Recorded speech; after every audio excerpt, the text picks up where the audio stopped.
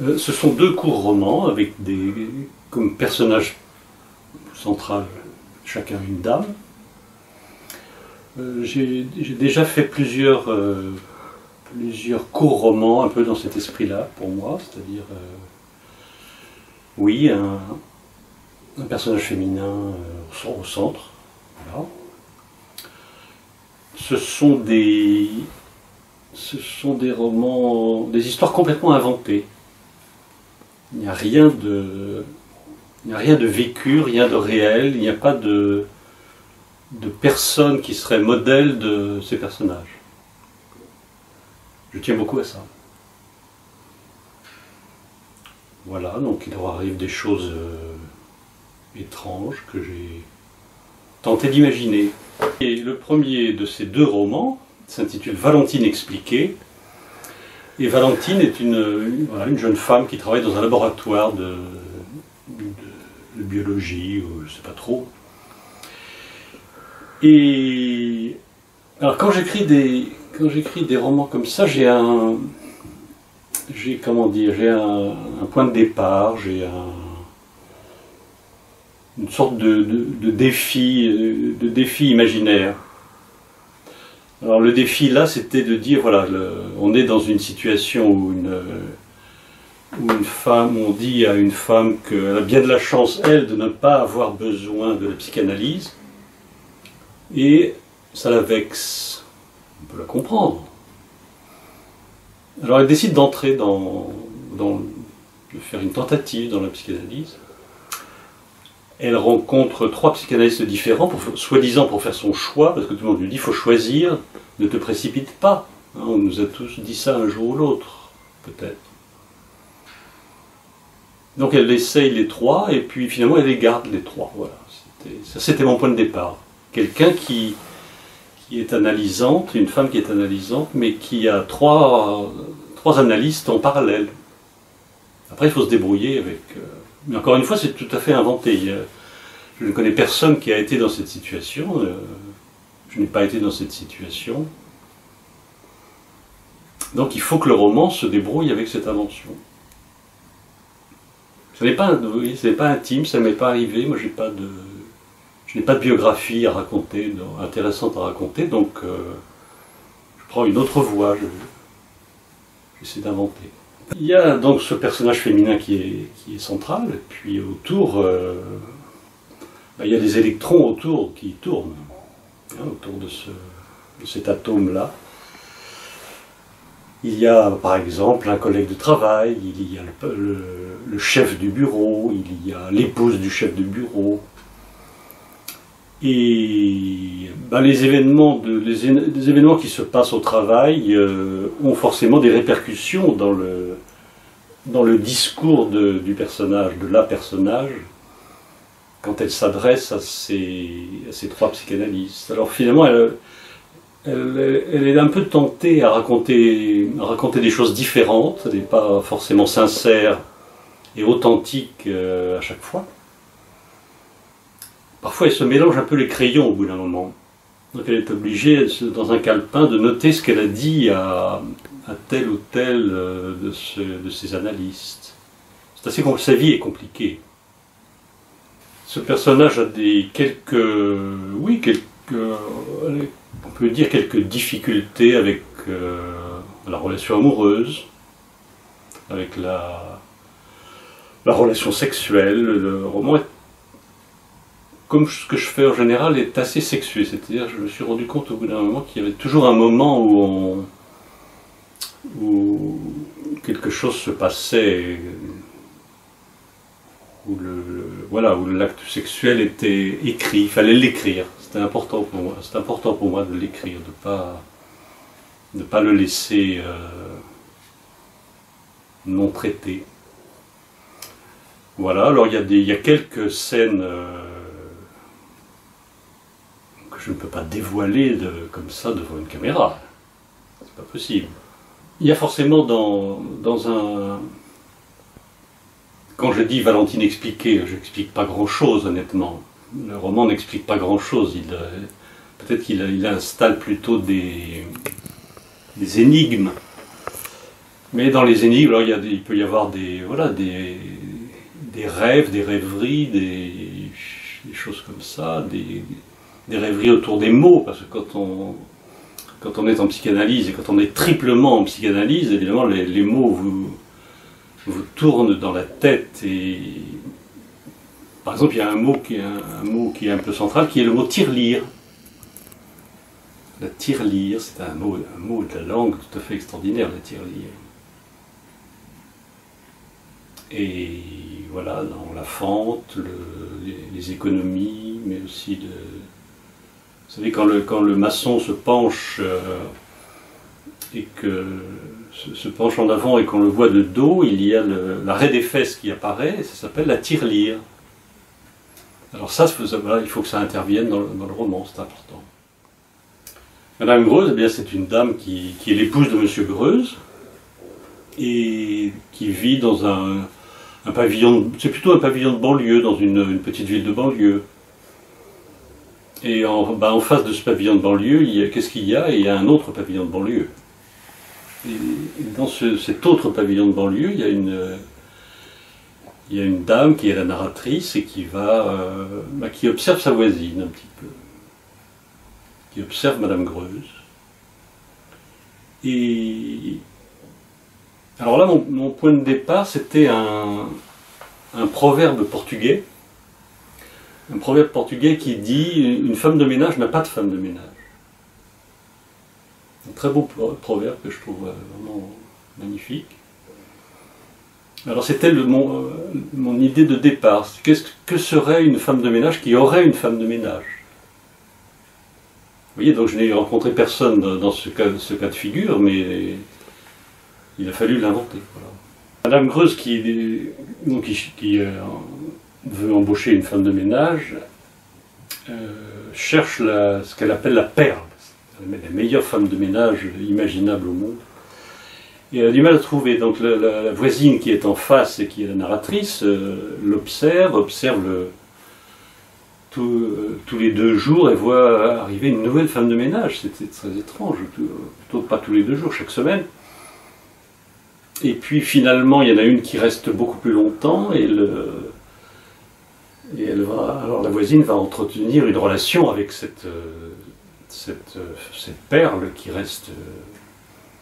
est stable à son poste de travail, et elle va essayer de découvrir qui est cette Madame Greuze, pourquoi est-ce qu'elle a mis tant de temps à trouver une bonne femme de ménage. Bon voilà, la voisine qui n'a pas grand-chose à faire de sa vie est extrêmement fascinée par cette Madame Greuze, et elle va petit à petit entrer en relation avec elle sans se dévoiler, c'est-à-dire sans qu'on sache qu'elle est la voisine. C'est inquiétant. J'espère que c'est un peu inquiétant. Il y a des mystères, par exemple, Madame Greuze, quand elle embauche une femme de ménage, il est exclu que la femme de ménage puisse travailler le mercredi et le vendredi. Et on ne sait pas pourquoi. Il y a un mystère assez inquiétant qui va être levé par à la fois la voisine qui se demande bien pourquoi ces jours interdits, et puis la perle qui va réussir à trouver le poteau rose. Voilà, mais je n'ai pas le droit d'en dire plus. Le mystère est tout à fait excitant. Et puis il y a c'est aussi la question du voisinage, je crois, que j'avais envie d'imaginer. Comment peut-on être... comment le voisinage peut être quelque chose d'attirant, au contraire de très repoussant, de lié, qui peut être lié à une idée d'amitié ou de désir aussi, ou d'amour, que sais-je. Là aussi, il y a un moment donné, il faut que sexuellement il y ait une petite réalisation. Au village, je voudrais parler de l'étendoir. Parce que dans les pavillons comme ça, de banlieue, il y a en général un petit jardin, ce qui est le cas. Chacune a un petit jardin. Et dans les jardins, il y a parfois un étendoir pour le linge. Et ça, c'est très intéressant, les étendoirs. J'ai fait beaucoup, pendant un temps, des poèmes d'étendoirs. Chaque fois que je voyais un étendoir avec du linge accroché, j'écrivais un poème là-dessus. Parce que ça dit énormément de choses sur l'intimité des gens. Donc là, c'est le cas. C'est le cas, et les vêtements qui sont à l'étendoir parlent d'une famille, parlent d'une femme, d'un homme. Donc ça, c'est voilà, une entrée dans l'intimité qui est intéressante. Quand il y a un personnage féminin central, comme ça, dans mon vague projet d'en faire une sorte de série, il faut imaginer des personnages avec une certaine dose de perversité, d'originalité. Donc ça peut être lié au désir, à la difficulté du désir,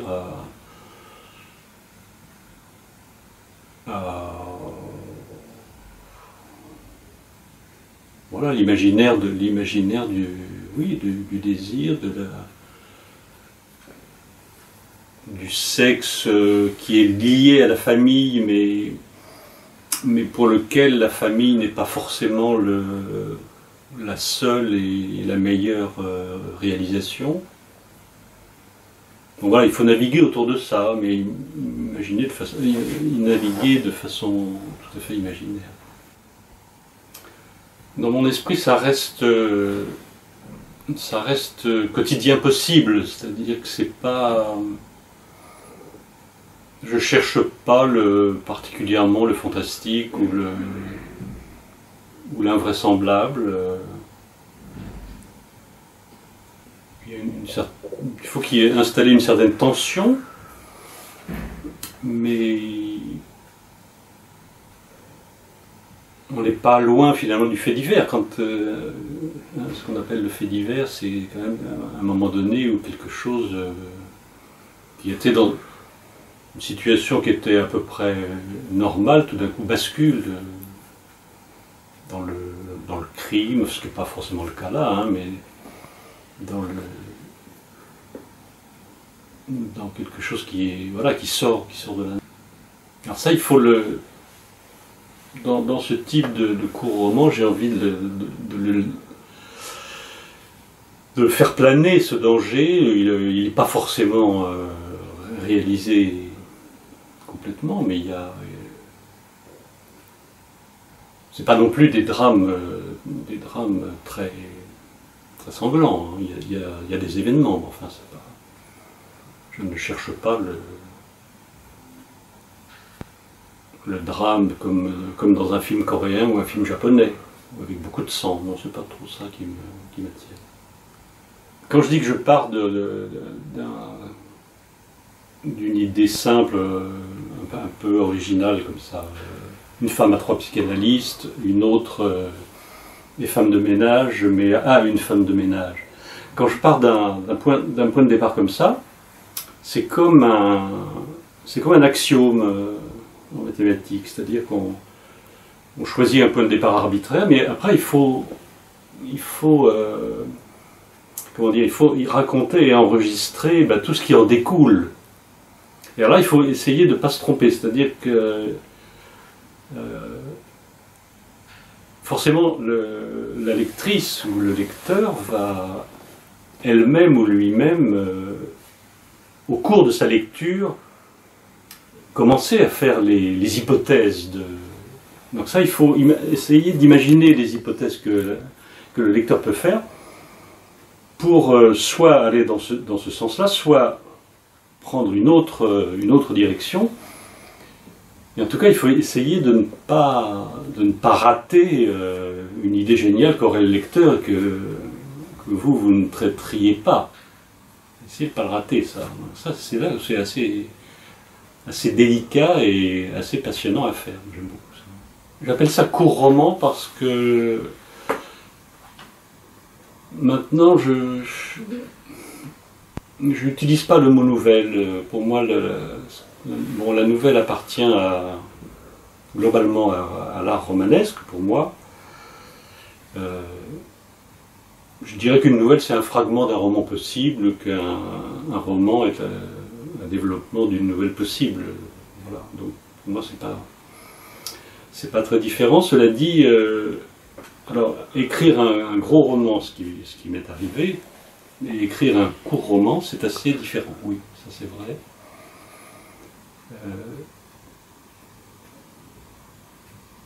Parce que,